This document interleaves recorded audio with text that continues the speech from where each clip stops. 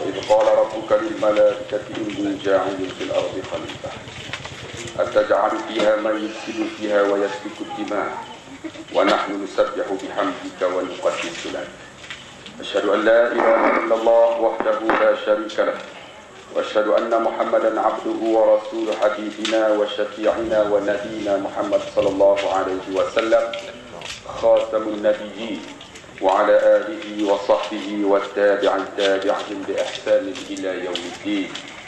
رب اشرح لي صدري ويسر لي أمري واحلل عقدة من لساني يفقهوا قولي. سبحانك لا علم لنا إلا ما علمتنا إنك أنت العليم الحكيم. أما بعد. Yang saya kasihi sahabat saya pengacara majlis yang dimuliakan pengurusi surau Taman Ara ini beserta dengan ahli jawatan kuasa, tuan-tuan muslim-muslimat sidang hadirin yang dikasihi dan dirahmati Allah Subhanahu wa taala. Dalam ayat yang saya baca sebentar tadi, dan apabila Allah Subhanahu wa taala berfirman kepada para malaikat, sesungguhnya kami nak jadikan khalifah di muka bumi Allah ini. Allah habaq dekat malaikat nak jadikan khalifah. Hujan turun lah. Hujan rintik Tambah lagi hidup. Allah nak jadikan khalifah kita ni.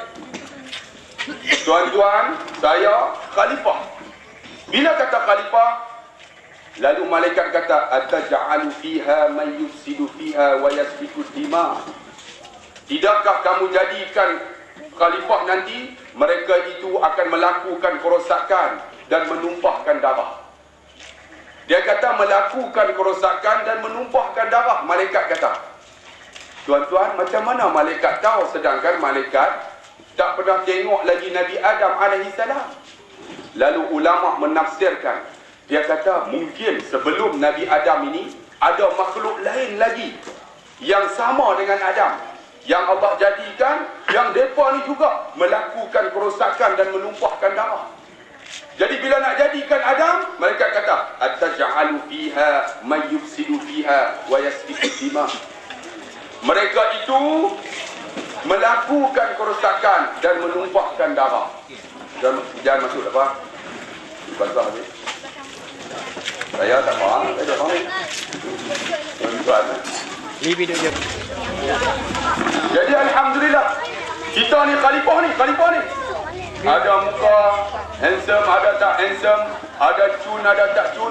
Semua kita ni khalifah, termasuk dengan saya ni khalifah. Khalifah Allah. Apa dia khalifah? Kata ulama, ialah iqamatuddin wa siyasatu dunya bi. Iaitu ikut tegakkan agama, ikut perintah Allah, iqamatuddin yang tegakkan agama Allah, wasiyasatu dunya bihi, dan menegakkan mensiasah dunia ini dengan bihi, dengan agama tersebut. Ni kita ni semua khalifah ni. Khalifah apa tugas dia? Ialah menegakkan agama Allah dan mensiasah dunia ni dengan agama. Ni kita ni khalifah. Punya besar amanah.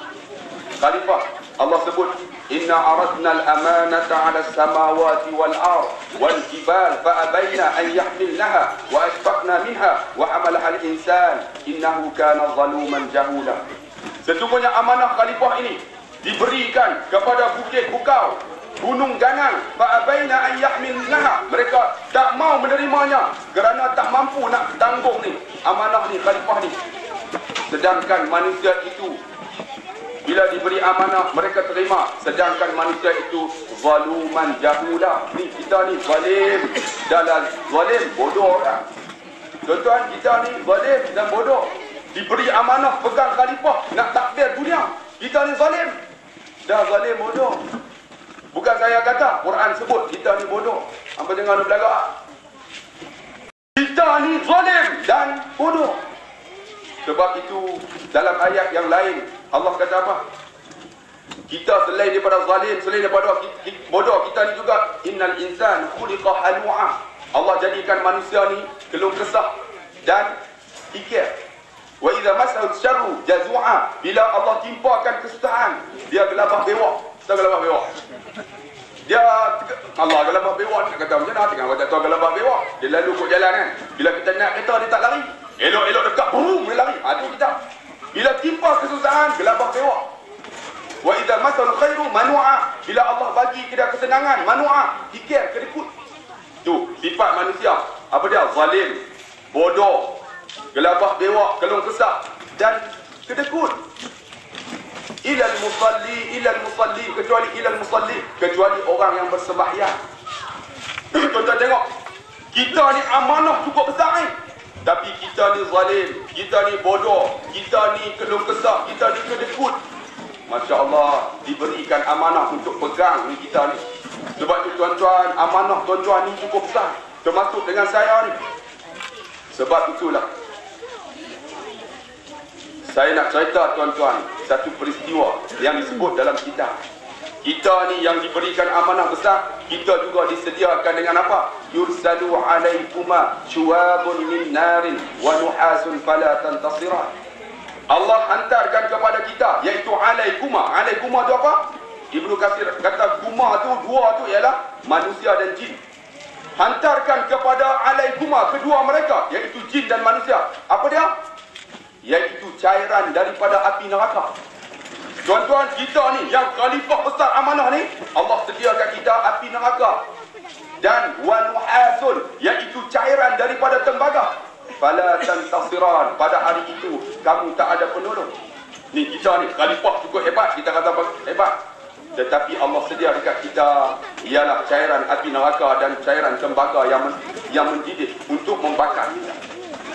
Walaqad zara'na li jahannama katsiran minal jinni wal ins, dan sesungguhnya kami sediakan untuk neraka jahanam itu di kalangan jin dan manusia ni. Neraka jahanam nanti kita ni. Tuan-tuan, kita bangga kita khalifah, tapi kita ni Allah sediakan neraka jahanam menanti kita. Sebab apa?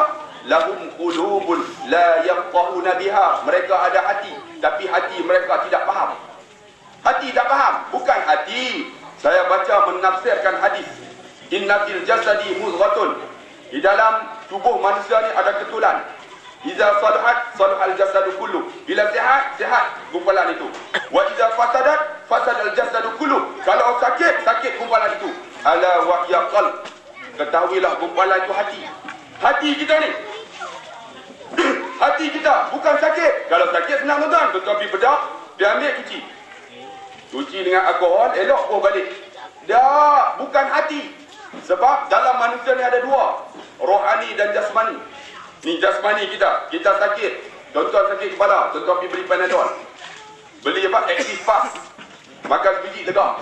Sakit badan, tuan-tuan sakit apa? Demam. Beli Panadol. Tuan-tuan sakit gigi, pergi cabut. Jumpa doktor cabut. Sakit mata, pergi beli ubat mata. Tuan-tuan lapar, tuan-tuan makan. Tuan-tuan rasa gemuk, kurangkan makan. Tuan-tuan rasa kurus, makan bagi banyak makanan yang berzat. Itu badan kita. Tapi spiritual kita, rohani kita. Tuan-tuan bagi makan nak dia sakit, punya menderita sakit ni, tapi tak ada orang bagi makan pun.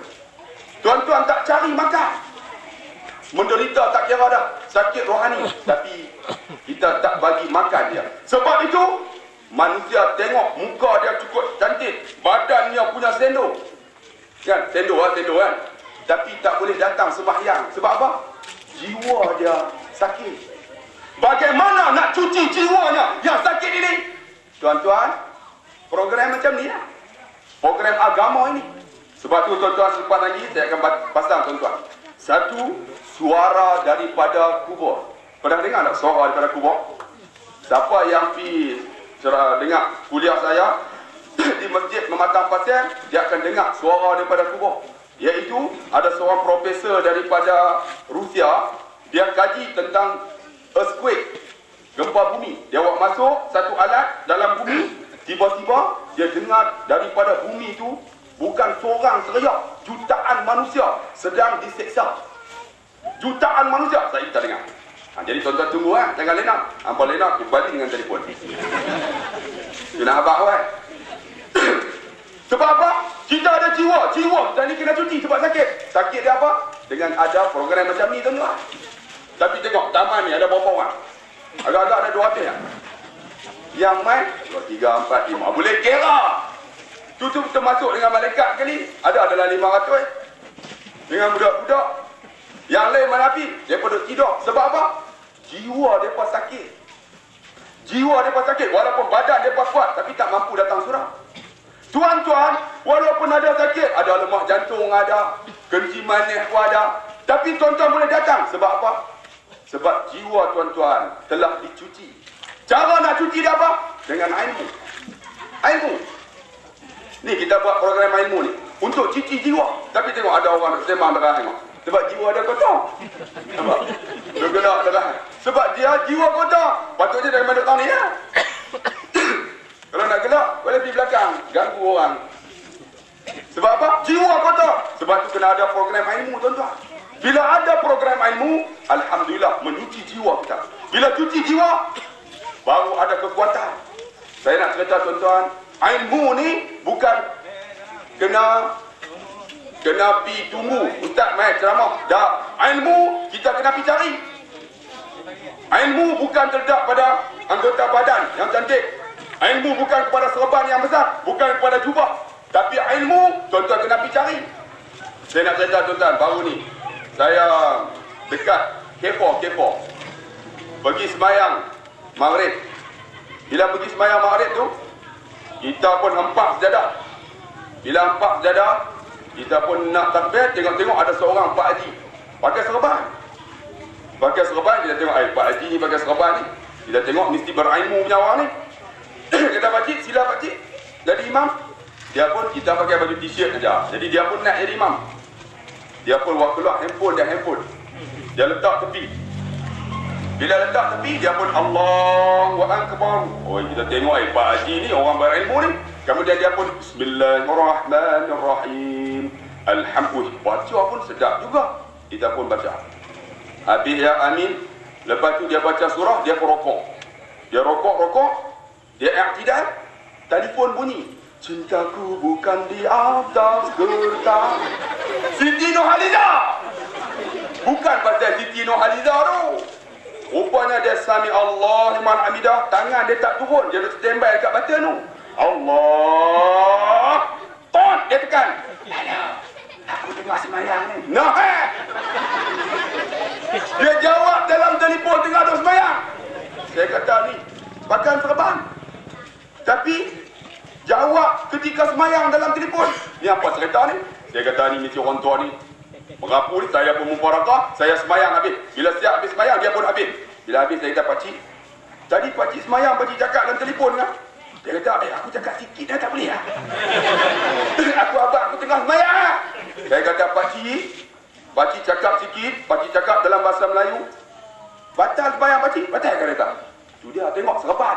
Tapi tak ada ilmu. Tuan-tuan, tak ada ilmu. Sebab tu pakaian bukan menunjukkan orang berilmu. Dia kena cari ilmu. Cari macam mana? Kena pergi cari, belajar ilmu. Tuan-tuan tengok saya cakap macam seorang ustaz. Saya bukan ustaz. Saya bekas seorang engineer. Engineer. Kemudian saya berhenti engineer lah jadi cikgu. Cikgu sains. Macam mana ustaz pula?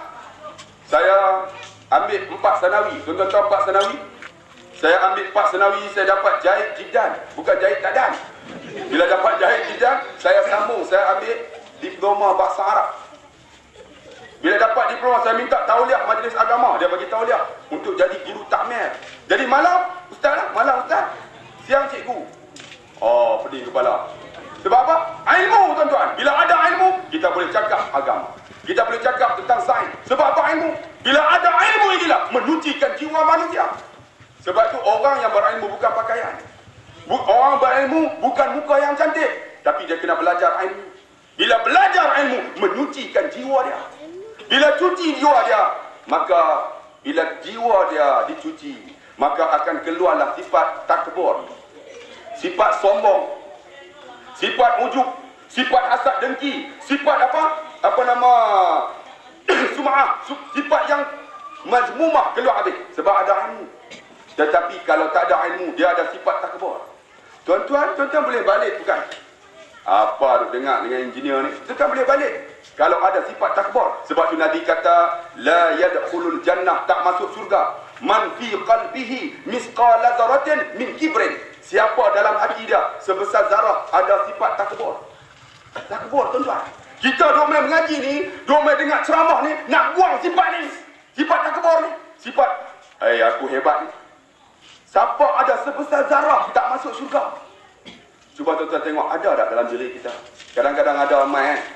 Aku ni hebat kan? Tak masuk syurga. Bukan masuk jalan lagi, jalan angkuh. Bukan. Ni masuk ada dalam hati dia. Sebesar zarah. Tak kebor, tak masuk syurga.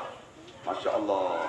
Kita ni dalam hati ni, ya Allah, sifat takbur, sifat hasad dengki, sifat ujub, sifat bangga diri. Masya Allah. Nak mengaji, nak ada ilmu, nak buang ni sifat ni. Bila buang sifat ni, barulah senang untuk cuci jiwa dia.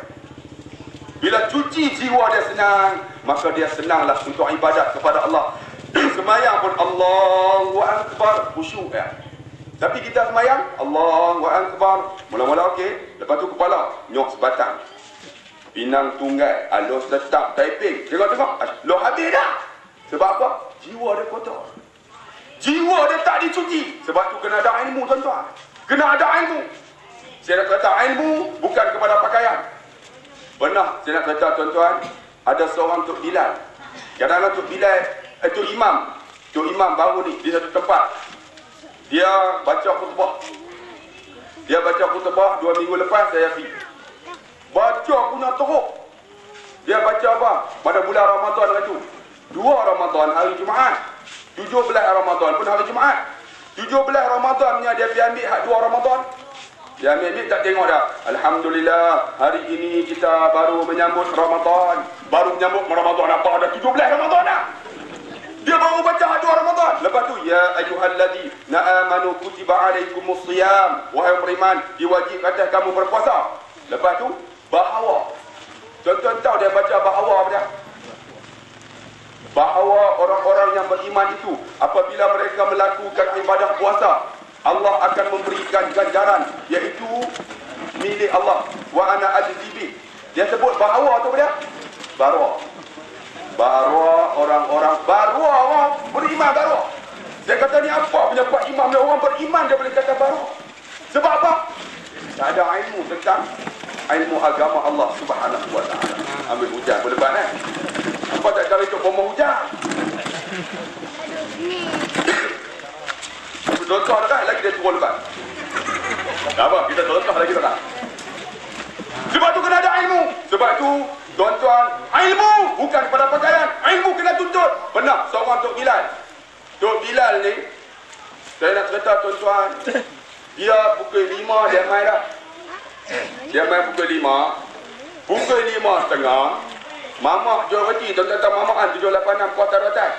Dia main lalu kat masjid macam surau ni lah. Pukul 5 dia tunggu, mamak main. Pop dia pergi beli roti. Bila beli main letak, tunggu pukul 6 azan. Dia pun azan lah. Allahu Akbar, Allahu Akbar. Satu hari dia main pukul 5.30 mamak tak main. Mana mamak ni yang kata Tok Bilal tak ada ilmu. Dia tengok pukul 6 Allah masuk waktu subuh, dia pun azan. Allahu Akbar, Allahu Akbar. Hayya ala solat, hayya ala solat, hayya ala falah. Baru kata mamak main, pop dia boleh berhenti. Wahai mamak, tunggu. Mamak dengar tu dia punya speaker. Mamak berat kalau dah dia boleh berhenti. Pergi turun, pergi beli roti dulu. Naik main tak, sambung balik. Allahu Akbar. Tok Bilal tak ada ilmu. Sebab tu kita nak jadi apa pun kena ada ilmu. Saya nak kata kadang-kadang awak sembahyang subuh ni, saya selalu ulang sembahyang subuh. Contoh sembahyang subuh. As-salatu khairum minan naum. Betul tak? Tak betul. Sembahyang itu lebih baik pada tidur. Tu bakal tidur habis. Taman Nara ni, aku tengok ada 3 orang kan main. Sepatutnya dia tak boleh azam macam tu. Dia kena azam macam ni. As-salatu khairum minan naum. Dan tidur tu terangkah terakhir. Pagi esok tanpa azam terangkah dah. Kalau tak main memang telinga badak je. Kita semayang betul-betul tidur terangkah dah sikit. Tapi orang tak ada ilmu tuan-tuan. Bila tak ada ilmu, macam inilah berlaku. Benar, saya nak cerita tuan-tuan masa saya duduk di Bangi. Ada seorang inspektor polis cerita saya. dia cerita apa? Dia cerita tentang seorang, dia kata kami masa tu persidangan Cogem. Tuan-tuan tahu persidangan Cogem 1989. Masa persidangan Cogem tu, mereka nak pergi benteras di lorong Haji Taib. Tuan-tuan tahu lorong Haji Taib kan?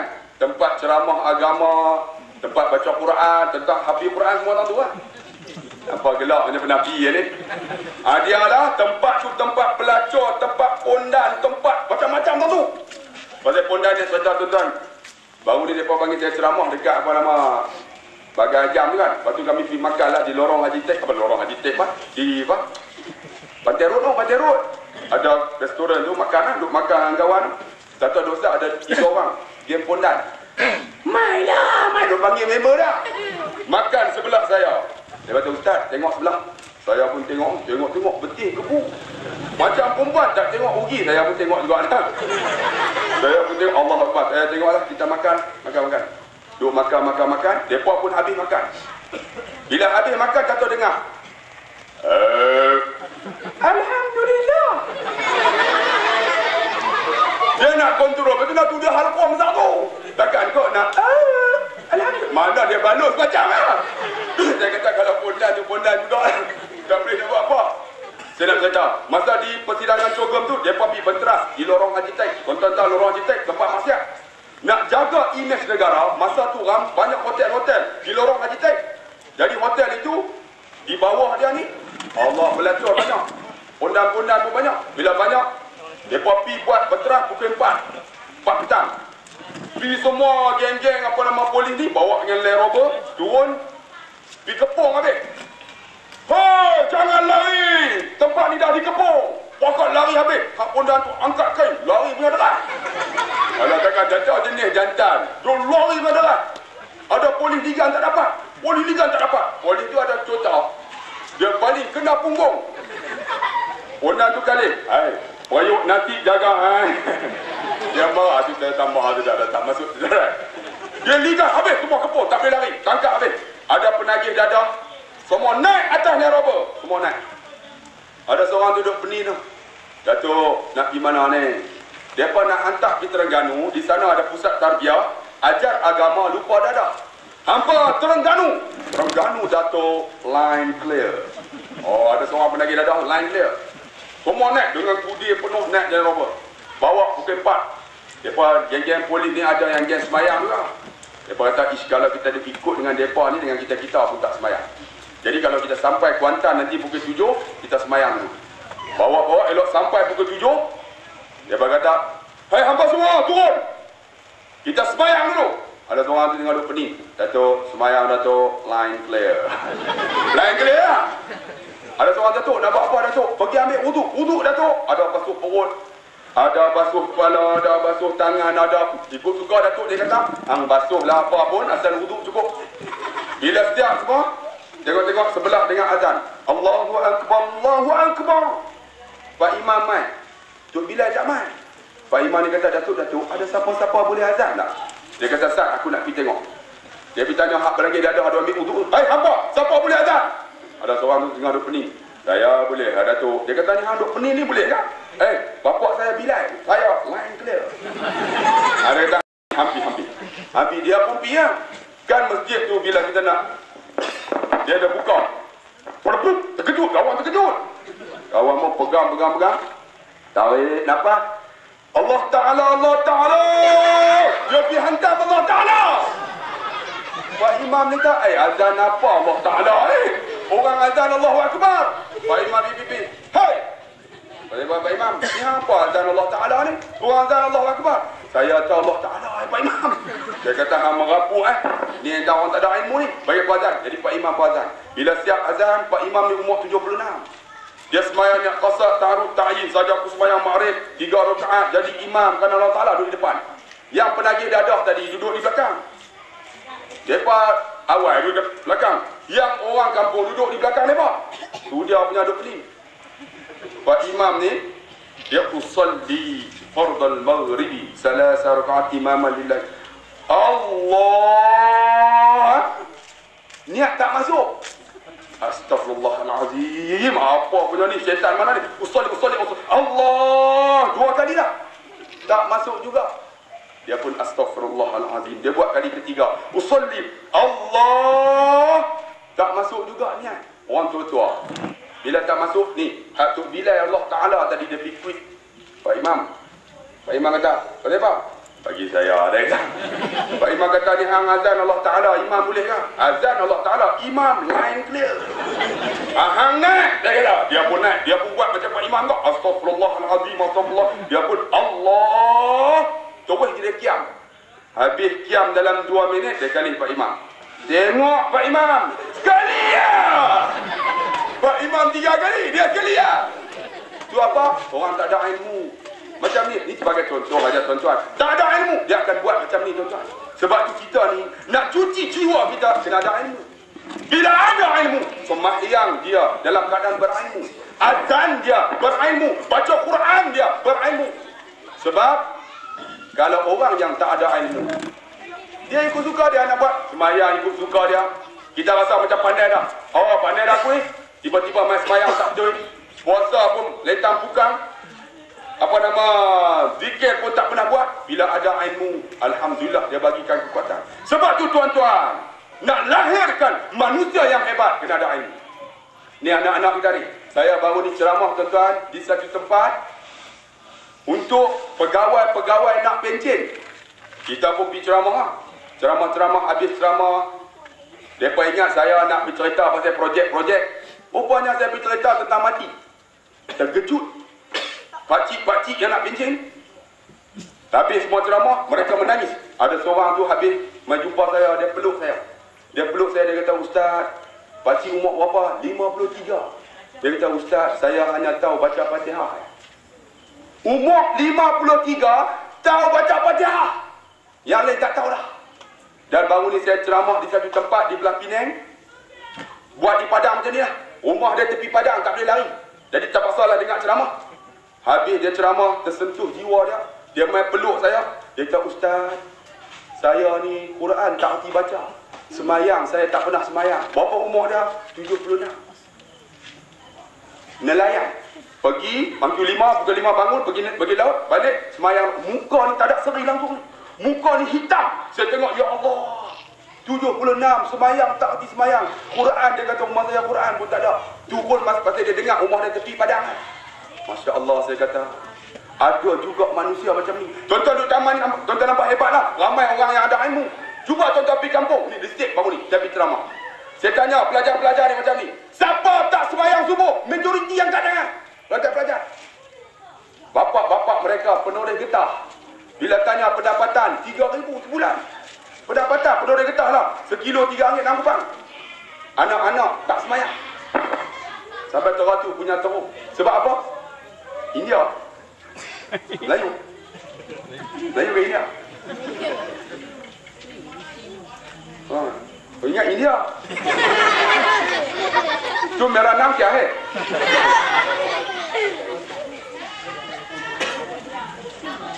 Tengok macam ni yang berlaku di sekolah macam itulah. Esok kita pun macam itulah. Esok kalaulah ditempatkan dalam surga, esok kita boleh tengok orang-orang yang ahli neraka nak tengok. Tolong. Macam itulah sama macam di dunia pun macam tu. Kita akan dengarkan, kita bagi dengarkan mereka suara daripada kubur. Cuba kita dengar. Sama macam ni lah. Riuh dia macam tu sama. Suara daripada kubur. Cuba dengar.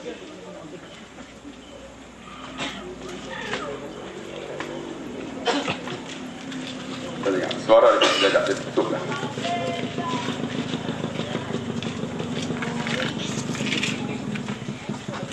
Suara ni bukan seorang, jutaan manusia dengar dalam keadaan diseksa, menjerit mereka dan saya ambil suara ni, saya masuk dalam bilik, kemudian saya ambil seekor kucing. Kalau tuan-tuan tahu kan, suara dari ahli kubur tak boleh dengar illa insan, manusia tak boleh dengar kecuali binatang. Bila pasang suara ni, kucing tadi lari. Tuan-tuan dengar suara ni. Ya.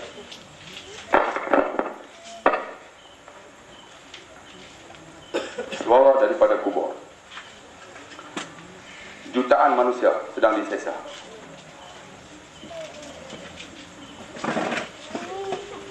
Dah, senyap ke dia? Kayu dia.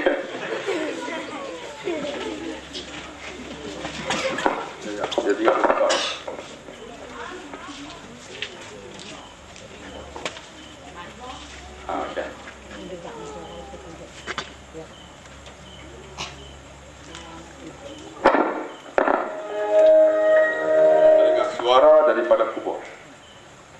Diterang. Ya, apabila diterjemahkan artikel tadi secara bebas, penemuan terakhir ini adalah penemuan yang sangat mengejutkan pendengaran kami. Dengan penemuan ini, banyak dari para peneliti kami yang berhenti dari pekerjaan ini karena ketakutan. Pada awalnya, kami hanya hendak mendengarkan pergerakan bumi dengan interval tertentu dan menggunakan super sensitive microphone yang dapat masuk ke dalam bilik atau lubang-lubang bumi dan relung-relung kejadian. Pada awalnya kami menyangka apa yang kami dapat itu adalah gesekan dari alat-alat kami pada dinding-dinding perut bumi, tetapi suara ini menghancurkan seluruh logika kami. Setelah beberapa penyesuaian, kami berkesimpulan bahwa suara ini berasal dari interior bumi. Jadi seakan-akan di dalam perut bumi ada ruang lain yang berbeda dari tempat yang kami gali. Dan dari ruangan tersebutlah kami sangat tidak mempercayai apa yang kami dengar. Kami mendengar dari ruang bumi yang lain itu ada suara manusia berteriak keras dalam kesakitan. Walaupun satu suara didengar, kami dapat mendengar ribuan bahkan jutaan latar belakang suara manusia yang sedang dalam kesakitan akibat penyiksaan. Setelah penemuan yang mencengangkan ini, setengah dari peneliti kami berhenti karena takut. Yang sangat mengejutkan lagi bagi orang Soviet itu adalah setelah suara tersebut direkam pada malam yang sama, keluarlah semacam gas atau kabut yang terang dari lokasi penggalian gas. Gas atau kabut tersebut keluar dengan membentuk pilar-pilar dan tulisan yang membentuk seperti sayap kelelawar. Ini kalau sayap kelelawar mungkin seperti lambas Allah ini, Allah alam. Lalu menampakkan dengan sendirinya dengan bahasa Rusia yang artinya aku telah menaklukkan atau aku telah menundukkan. Tulisan itu terlihat di awan di Siberia yang gelap. Kejadian itu sangat tidak dapat masuk akal. Orang-orang Soviet seakan-akan sedang diteror. Beberapa saat setelah itu datanglah ambulans ke kumpulan orang-orang tersebut dan memberikan obat yang dapat menghilangkan memori dengan singkat sebagai perawatan terhadap korban yang melihat keajaiban itu. Ini mungkin agar kejadian ini tetap dirahasiakan. Kita cepatkan. Sebagai komunis, saya tidak percaya adanya surga dan Injil. Tetapi sebagai ilmuwan, sekarang saya percaya adanya neraka. Sangat sulit diungkapkan dengan kata-kata. Apa yang kami temukan, apa yang kami lihat, dan apa yang kami dengar. Dia tidak percaya adanya neraka, adanya surga. Tetapi bila dia dengar suara ni, baru dia tahu bahawa dalam tanah ni ada manusia yang sedang disiksa. Sangat cepat ketika kami mencapai di dalam perut bumi. Wallahu a'lam. Kita dengar. Ya, marilah sekarang kita mendengarkan suara yang ditemukan oleh Dr. Azakov itu. Suara ini tidak lama, hanya 38 saat saja. Tapi mari kita perhatikan baik-baik.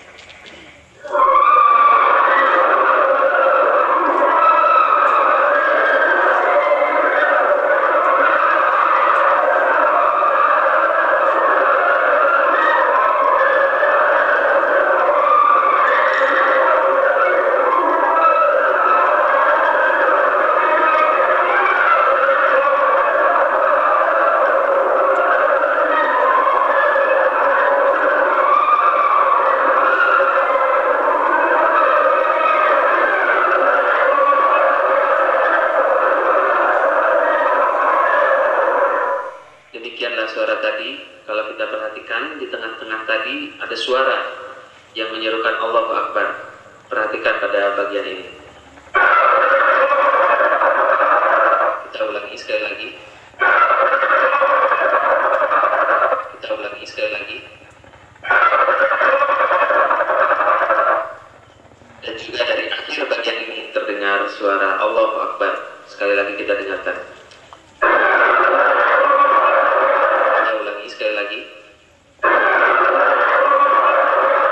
Kita ulangi sekali lagi.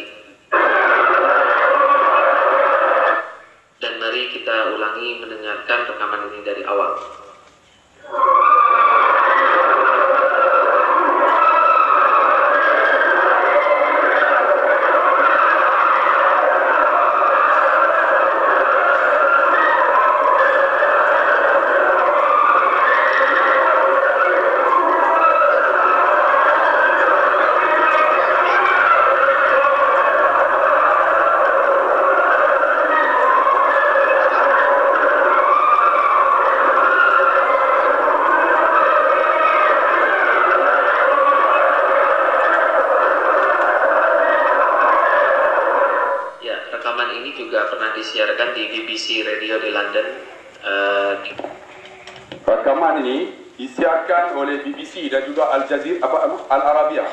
Dia ambil rakaman yang sama disiarkan. Jadi kalau kita kata benda itu tak sahih, kenapa BBC siar? Jadi rekaman itu dikatakan sahih daripada bumi, bukan seorang manusia, jutaan manusia yang sedang diseksa. Masya-Allah. Kita sebagai orang Islam kita boleh ambil akibat. Sebab Tuhan dah sebut dah, bila roh manusia ni dikeluarkan daripada ubun-ubun, kemudian roh orang beriman ini akan duduk di Aliyin, iaitu tempat yang paling tinggi di atas arsy Allah. Tetapi orang yang derhaka kepada Allah duduk di Sijin, di mana? Di bawah bumi yang ketujuh. Mungkin itu di antara orang yang diseksa oleh Allah Subhanahu wa taala. Dah ingat. Takut juga depa. Dan nak tunjuk tuan-tuan baru ni seorang budak yang derhaka dekat mak dia. Mak dia sumpah dia jadi seekor ikan pari. Tuan-tuan tengok gambar. Derhaka dengan mak. Apa ingat? Aku sumpah ikan pari. Apa dah besar? Ingat. Tengoklah, tengok ni. Bagaimana seekor ikan pari.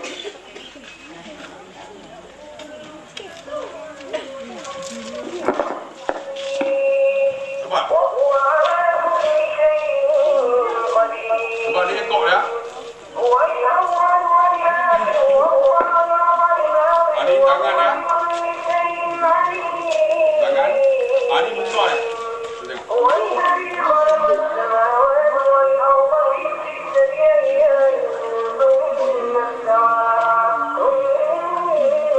Dikatakan derhaka dengan mak dia, lalu disumpah dengan seekor ikan pari.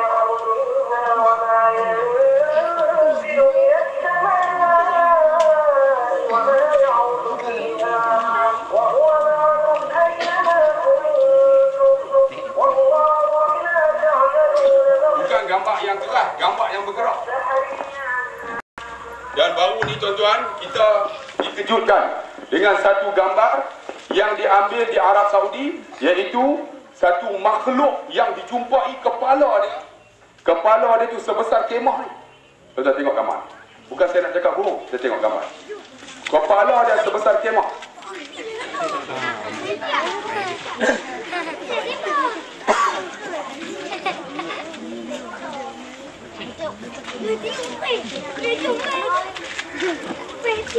Lari lewat. Kepala dia sebesar kemah. Dalam kepala tu boleh masuk 6-7 orang. Tengok gambar.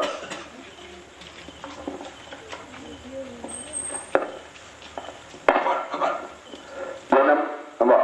Tu kepala dia, ni orang yang gali tu. Nampak tak? Cukup besar.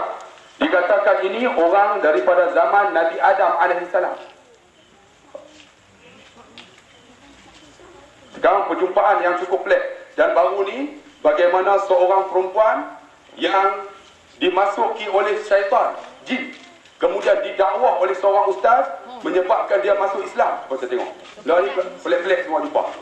Tunjuk tuan-tuan. Hampa dah senyap apa? Tembak. Tapi nak tunjuk ni. Kita tengok. Kamu tengok. Yang ni. Seorang perempuan yang dirasuk, kemudian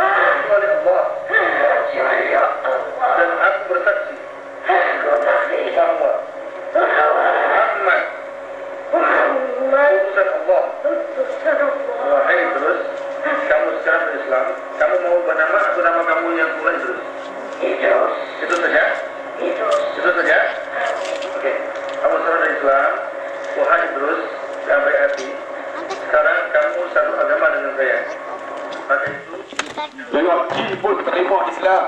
Punya hebatnya jin. Jin masuk Islam. Perkara pelik-pelik pernah berlaku. Dan baru ni mereka ramalkan 2019 akan berlakunya kiamat. 2019. Bagi saya seorang ahli sains, kita berpandu kepada fakta. Kalau fakta itu betul, memang asteroid dia duduk dikelilingi oleh di tempat Zuhal Zurah tu berjuta-juta ni asteroid ni. Kalau satu saja asteroid keluar, hancur kita. Memang kalau keluar, memang hancur dunia ni. Dia hentaman dia cukup kuat. Kalau mereka ramal 2019 dengan fakta, mungkin berlaku. Kalau tuan-tuan tengok tanda-tanda kecil, semua tanda dah tak ada lah. Kalau tanda besar, contohnya, saya tunjuk tuan-tuan ni. Saya bawa CD Ambang Kiamat. Nak tunjuk sini mengambil masa 45 minit. Saya bawa LCD semua nak pasang tuan-tuan. Tapi hujan ni susah siap. Saya bawa CD Ambang Kiamat. Dia cerita hadis Nabi. Kemudian dia tunjuk bila telah berlaku. Contohnya macam ni, dia punya ni. Preview dia, saya tunjuk kepada tuan-tuan. Ambang Kiamat.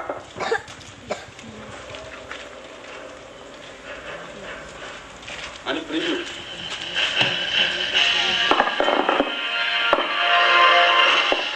Ambang Kiamat. Dalam bentuk gambar dan hadis Nabi.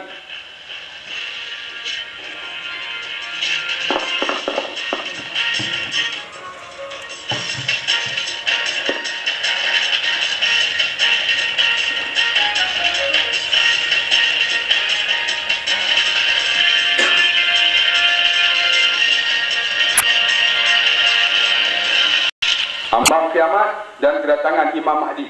Dia baca hadis Nabi, dia tunjuk gambar. Contohnya hadis yang pertama. Sungai Furat menjadi kering kotak. Tentang kedatangan hari kiamat seperti yang telah disebutkan di dalam hadis, adalah peristiwa penyekatan aliran sungai Euphrates. Dia tunjuk bila telah berlaku dan bila tarikh-tarikhnya. Atau sungai Euphrates merupakan sungai paling utama yang terkemuka di Turki.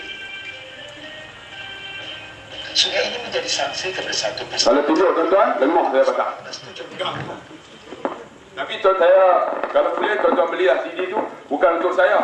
Sebab kita ada peruntukan untuk surau di kuartus guru. Kita buat tu, kita masukkan tabung sebagai derma. Agar RM5 boleh dapat ke adik saya. Nanti ada. Ambang Kiamat dan kelahiran Imam Mahdi. Kalau siapa tak ada duit, dapat hutang nanti bayar kat Cikgu Syahrul. Cikgu Syahrul tu, satu sekolah saya. Ambil tu, bayar dah. Dengan tak bayar, balik dengan sebab tu surau aja boleh dapat ke adik saya.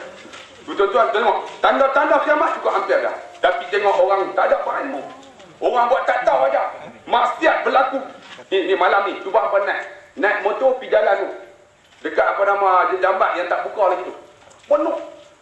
Baru ni keluar dalam mastika apa dia kata. Saya tak ada nak beli mastika tu. Dikatakan sampai melakukan maksiat. Di atas jambatan tu baru nak buka tu. Penuh.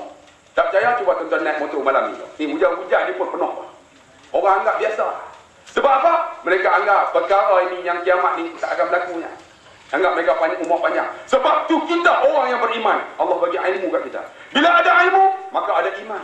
Bila ada iman tu apa? Yazidu wa yanqusu. Iman tu dia bertambah dan berkurang. Ketika mana bertambah? Ketika bila tuan-tuan semayang sedap aja. Dengar ceramah seronok aja. Pergi surau seronok, itu iman bertambah. Ketika mana kurang? Orang ceramah dia boleh duduk sembang. Tapi alhamdulillah lari lima dah. Alhamdulillah ni dekat-dekat nak ada iman tu. Ada bila dengar ceramah, rasa Allah apa ni ceramah tu? Menyala apa? Tuan-tuan, kemarin dulu saya jumpa seorang penggali kubur. Dia gali kubur nak tanam satu darjah jenazah. Dia jumpa satu kanda terpusing arah dia. Kemudian jumpa mayat dalam tu, kain kafan masih ada, dan mayat itu terpusing daripada arah kiblat. Saya nak tanya, korek siapa dia sebelah tu. Dia tak mahu abad. Dia kata, ini rahsia penggali kubur. Dia amanah, dia tak mahu cerita. Saya kata, tanyalah, makcik, berapa lama ni? Orang ni makcik, lelaki perempuan. Dia abang lah, perempuan. Berapa lama mati? 6 tahun dah. Kanda boleh terpusing. Tuan-tuan. Dan mayat dia lawan kiblat. Saya kata, boleh cerita sikit apa? Dia kata, perempuan ni, masa saya hidup, saya tahu dia. Tapi dia tak beritahu nama, kita boleh cerita sebagai ambil teladan. Dia kata, perempuan ni, dia pergi dengar mengaji juga. Kalau ustaz main, dia dengar.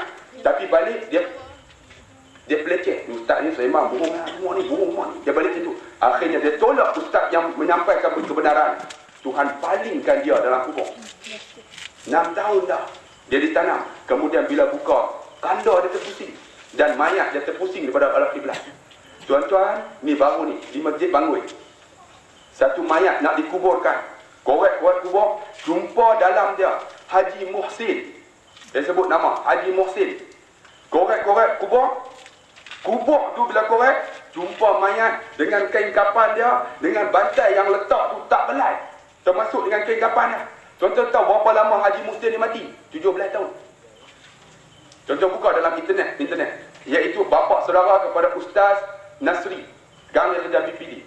Ustaz Nasri pak saudara dia. Haji Muhsin. Bila selidik balik, rupanya Haji Muhsin ini seorang yang hafal Quran. Tak belai mayat dia, tuan-tuan. Pergi sembang. Nantilah sembang. Tak belai mayat dia. Sebab apa? Sebab hafal Quran. Adik saya cerita balik kepada Mesir. Dia kata ada seorang perempuan di Mesir tu, bila kedutaan Malaysia sewa bangunan. Di bawah tu ada pelajar Malaysia mati. Masa tu adik saya cerita ada anak Harusani meninggal dunia. Nak masuk, jumpa mayat seorang perempuan masih lagi berdarah, aksiden. Dibagi tahu di antara yang hafal Quran. Tak belai. Ni di Ampangan Beris. Ampangan Beris kan Beris? Korek kubur abang saya. Yang korek kubur tu ialah member dia. Dia kata korek kubur tu jumpa ada satu mayat perempuan. Tak belai. Rupanya sidik-sidik perempuan ini ialah Tok Bidan hak sambut budak. Tok Bidan mungkin dia ikhlas, dia sambut kerana Allah. Dia sambut. Tak belai dia cuba tolong orang. Masya Allah, tuan-tuan.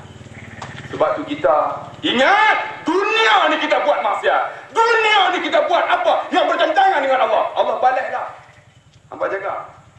Banyak di kalangan manusia yang melakukan durhaka kepada Allah. Allah balas. Contoh baru ni saya jumpa seorang, nama dia Muhammad Nur.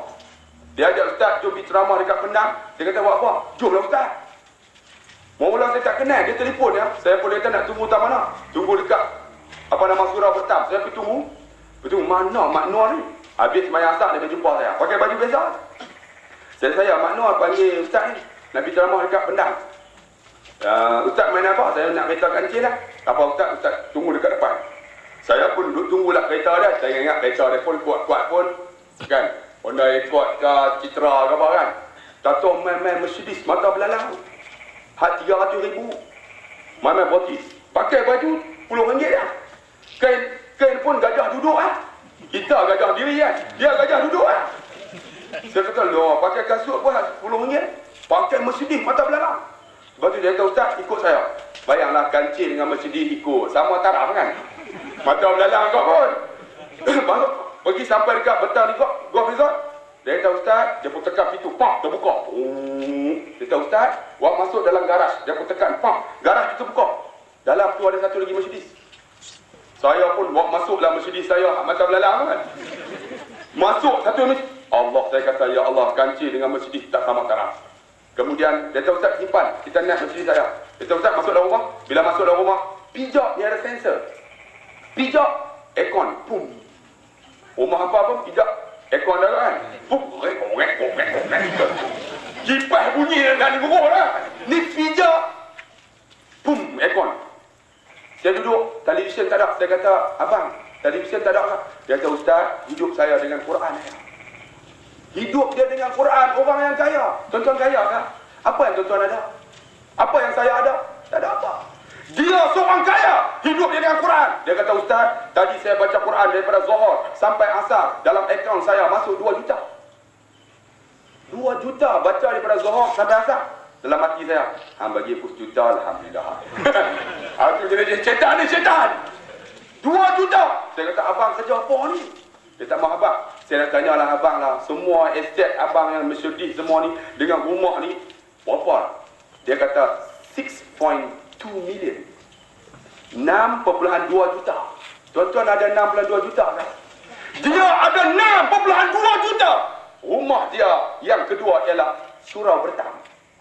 Kita ada dalam 30,000 ya pun. Surau pun tak main. Mercedes mata belalang 2 biji. Rumah yang kedua surau bertam. Kita kapcai lah. Surau tak main. Awak hang belagak tengah mana? Tengok diri kita ni yang hebat sangat ni. Apa kita ni? Saya ni. Katalah, tuan-tuan kata saya hebat. Apa ada saya? Ni hidung saya ni, yang ni, pelepah tamar.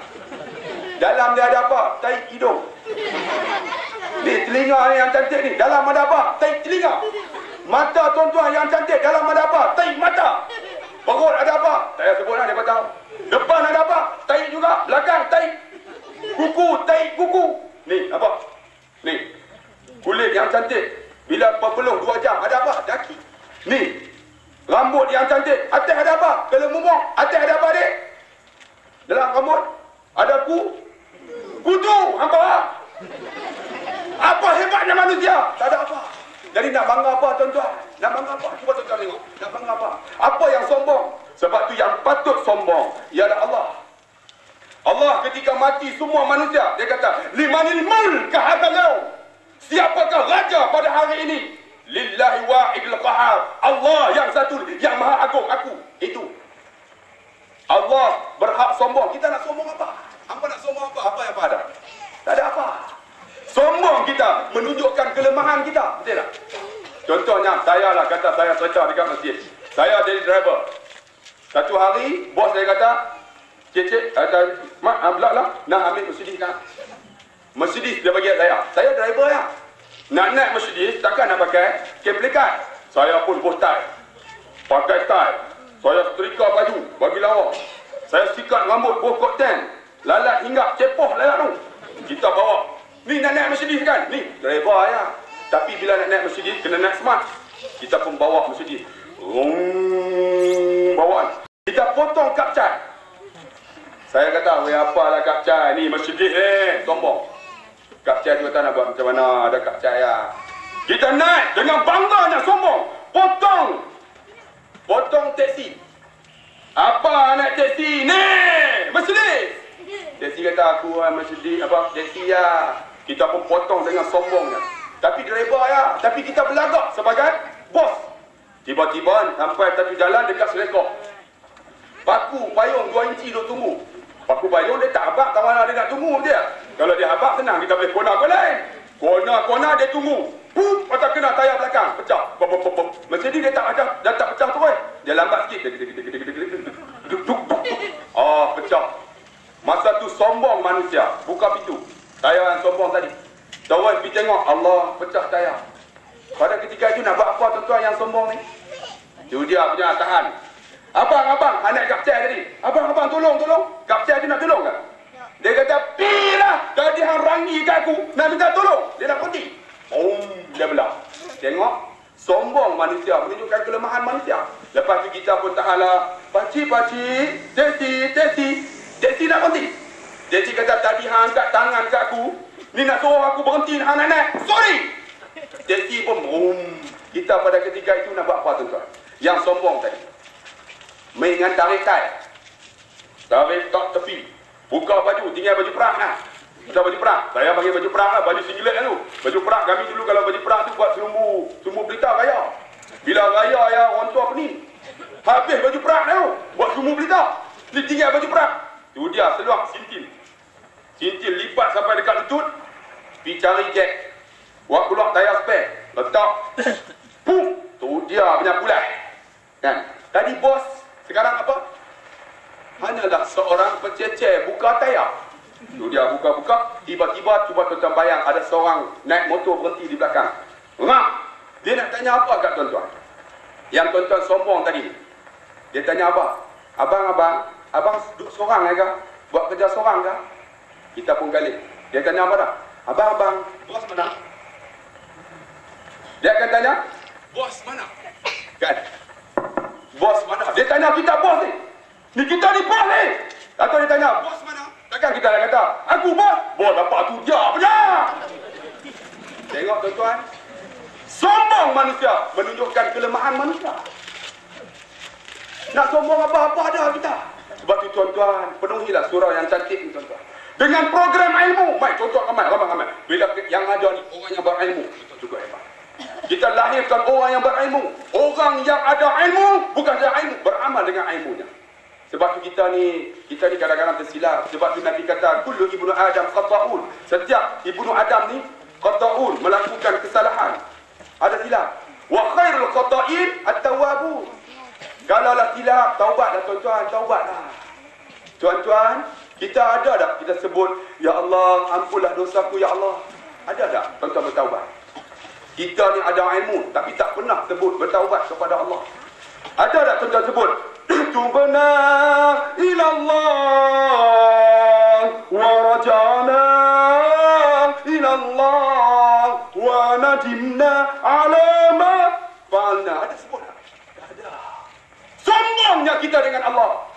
Sebab tu Allah kata, walaisatil taubatu lilladina ya'maluna as-sayyi'at. Tidak diampunkan dosa orang yang melakukan dosa. Tidak diampun. Hatta idza hadara ahadakumul maut, iaitu apabila telah sampai kepada mereka kematian. Tuan-tuan, ulama menafsirkan yang kata sampai kematian tu apa? Bila sampai ghargharah ni dekat ni lah. Masa tu qala inni tubtul an, ya Allah, aku bertaubat hari ni ya Allah. Tuhan tak terima dah. Tuan-tuan, sampai nyawa dekat ghargharah, kita minta ya Allah ampun dosa ya Allah. Tuhan tak ampun tuan-tuan. Ni tuan-tuan yang masih boleh menyawa ni, pernah tak tuan-tuan angkat tangan, ya Allah ampunkan dosaku ya Allah, bertaubat? Ada? Nabi bertaubat sehari berapa? Innahu, kata Nabi, layghan, lalai fi ala qalbi. Dia kata sesungguhnya aku ni lalai dalam hati aku. Inilah astaghfirullah fi yaumin mi'ata marratin. Sesungguhnya aku beristighfar kepada Allah setiap hari 100 kali. Tuan-tuan Nabi kan? Tuan-tuan siapa kekasih Allah kan? Tak ada. Tetapi Nabi yang maksum Astaghfirullahaladzim 100 kali. Sebab tu tuan-tuan, gunakan hidup kita ni. Kita banyak dosa tuan-tuan.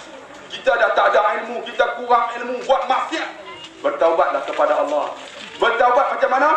Ya Allah, ampunlah dosaku ya Allah. Ampunkan dosaku ya Allah. Minta sungguh-sungguh.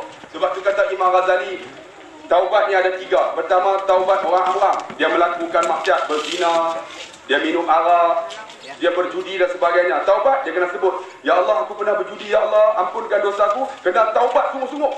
Tak mau buat nak. Yang kedua, ialah taubat khusus. Iaitu kadang-kadang batin kita ni, main takbur. Apa ustaz ni sembang apa? Ni, dalam hati ada perasaan takbur, perasaan kesat dengki, perasaan riak dan sebagainya. Buangkan, buang. Dengan apa? Qanaah, rendah diri, ya Allah, aku tak ada apa ya Allah, aku sama dengan dia ya Allah, aku pun manusia biasa yang melakukan dosa. Kita nak buat itu. Sebab tu kita nak buat program ni bukan semata-mata nak bagi ilmu, tapi nak tarbiyah hati manusia ni. Nak lahirkan orang yang tak ada sifat macam ni. Nak buang tuan-tuan. Tak mau kita duk mengaji, mai duk dengar ceramah, tapi dalam diri punya ego. Pergi di pejabat jumpa, salam kita dah, Assalamualaikum, tak ada. Buat tak tahu ya. Buat apa main mengaji? Biar duduk di rumah, dia mengaji pertama. Tapi bila ada mengaji, sentuh jiwa dia. Ya Allah, aku ni tak ada apa, ya Allah. Saya pernahlah 2 pengetua tuan-tuan. Satu pengetua perempuan, satu pengetua lelaki. Pengetua lelaki ni orang yang adalah fikrah Islam. Beza. Tapi perempuan ni, ya Allah, punya teruk. Mesyuarat 3 jam. Dia seorang cakap, popeng. Dia boleh lejak 3 jam. Kami cikgu lena habis. Dia boleh lejak. Apa dia belajar? Tuan-tuan, mai pakai kasut berkilat, pakai tie elok. Dia tiap bulan duk belajar itu lah. Saya kata, ya Allah, ini orang yang tak ada ilmu begini. Orang yang ada ilmu Islam, dia beramal. Dia cakap meeting 1/2 jam lah, tapi padat. Orang yang faham. Sebab tu tuan-tuan, kita ni sementara aja. Sampai masa Tuhan ambil nyawa kita. Sebab tu ingat, semua ni akan mati ni, adik-adik. Tengok muka ni. Sampai masa Tuhan ambil nyawa kita. Sahabat saya umur 36. Malam, nenek dia meninggal. Pagi esok dia usung nenek dia. Kemudian dia letih, balik tidur. Balik rehat. Nak terberak, masuk dalam jamban. Meninggal dalam jamban. Umur 36. Pagi tanam nenek dia, petang tanam dia pula. 2 mayat sekaligus. Muda lagi tuan-tuan, baru ni seorang. Di Taman Ru, umur 40 lebih. Tengah duk baca khutbah, jatuh, meninggal. Umur berapa? 40. Seorang adik sekolah Dato' On kena leukemia. Umur 17 tahun. Cukup bagus je. Ada gambar di sini. Saya tak dapat tunjuk. Sebab saya tak bawa SD dalam peta. 17 tahun kena leukemia, meninggal. Kita jangan sangka. Bateri tak ada apa. Kita jangan sangka bahawa kita ni nak umur panjang. Sebab tu tuan-tuan, kita bertaubat kepada Allah. Bila taubat, Nabi kata, ya beku menangislah. Fa in lam tabku fatabaku, tak boleh menangis, paksa. Tuan-tuan, pernah tak tuan-tuan paksa mengalirkan air mata tuan-tuan? Pernah tak tuan-tuan menangis dengan dosa tuan-tuan? Tak ada. Sayyidina Umar yang jamin masuk surga, dia menangis tuan-tuan. Ketika dia menangis,